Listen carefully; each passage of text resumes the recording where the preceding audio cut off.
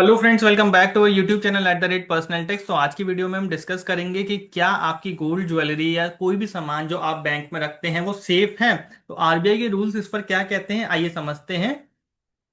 तो सबसे पहले तो ये समझते हैं कि भाई लोग बैंक में अपना गोल्ड अपना सामान क्यों रखते हैं। तो सबसे पहले भाई लोगों को लगता है कि बैंक में सिक्योरिटी ज़्यादा है, बैंक के स्ट्रॉन्ग वोल्ट हैं यानी कि अच्छे सेफ हैं, सिक्योरिटी गार्ड है, सीसीटीवी है, रेस्ट्रिक्टेड एक्सेस है। साथ ही साथ अगर आप घर में रखेंगे तो वहां पर थेफ्ट का डर रहता है। इस चीज़ को अवॉइड करने के लिए लोग बैंक में लॉकर में सामान रखते हैं। ट्रस्ट है बैंक में कि भाई बहुत सालों से इसमें बैंक में रखते आ रहे हैं, बैंक पूरी तरीके से आपकी चीज़ों के लिए रिस्पॉन्सिबल है, ऐसा लोग सोचते हैं। कल्चरल ट्रेडिशनल प्रैक्टिस है। सेफ्टी ड्यूरिंग ट्रैवल और रिलोकेशन, यानी कि आप अगर एक जगह से दूसरी जगह शिफ्ट होते हैं या आप मान लीजिए ट्रैवलिंग कर रहे हैं, उस समय पर आप अपने घर में गोल्ड छोड़ेंगे तो आपका गोल्ड चोरी हो सकता है। और ये आपको एक पीस ऑफ माइंड देता है कि भाई आपका बैंक में गोल्ड सेफ है। लेकिन क्या एक्चुअली में सेफ है, आइए समझते हैं।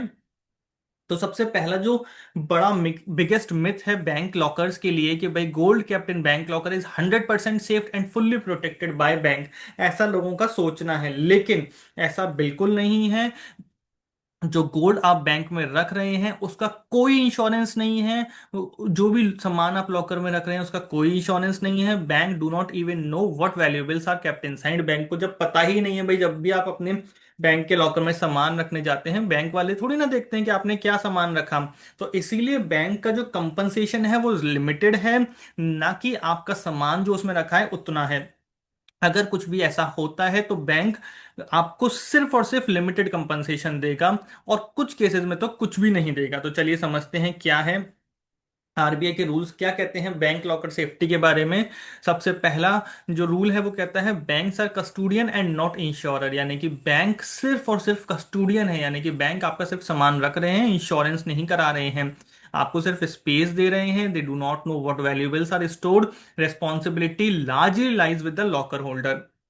बैंक कब लाइबल है? Banks are liable only if loss occurs due to bank negligence. जैसे कि बैंक में चोरी हो जाती है, बैंक की सिक्योरिटी में दिक्कत होने की वजह से, बैंक में आग लग जाती है, फ्रॉड या रॉन्ग डूइंग होती है किसी बैंक स्टाफ के द्वारा, उस केस में भी बैंक रेस्पॉन्सिबल तो है लेकिन 100% रेस्पॉन्सिबल नहीं है, उसकी लाइबिलिटी लिमिटेड है। साथ के साथ लॉकर अग्रीमेंट भी मैंडेटरी है। अगर आपने लॉकर अग्रीमेंट टाइम से नहीं कराया तो बैंक की लाइबिलिटी खत्म हो जाती है। तो customer must sign a revise locker agreement. Agreement clearly mentions limited bank guarantee. बहुत सारे कस्टमर्स उसको बिना पढ़े ही साइन कर देते हैं, ये सबसे बड़ी गलती है लोगों की। बैंक की ऑपरेशनल रिस्पॉन्सिबिलिटी जरूर है कि भाई बैंक को लॉकर रिकॉर्ड मेंटेन करने हैं, सीसीटीवी सर्विलियंस देना है, प्रॉपर एक्सेस कंट्रोल देना है, यानी कि जो भी जाएगा उसको ये इंश्योर करना है कि मतलब ऑथोराइज्ड पर्सन ही बैंक के लॉकर को ऑपरेट कर रहा है, और कस्टमर को इन्फॉर्म करना है कि भाई अगर लॉकर को तोड़ा जा रहा है या उसका लॉक खोला जा रहा है। लेकिन इसका मतलब बिल्कुल नहीं है कि बैंक फुल्ली फाइनेंशियली रिस्पॉन्सिबल है आपके सामान के लिए।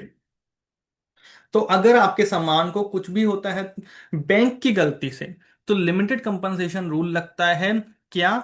आपको कितना कंपनसेशन देगा बैंक? आपसे जो उसने एनुअल लॉकर रेंट लिया है उसका 100 गुना मैक्सिमम।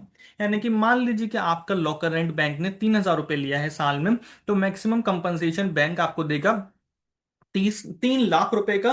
जबकि उस लॉकर में आपकी 20-30 लाख रुपए की भी ज्वेलरी हो सकती है।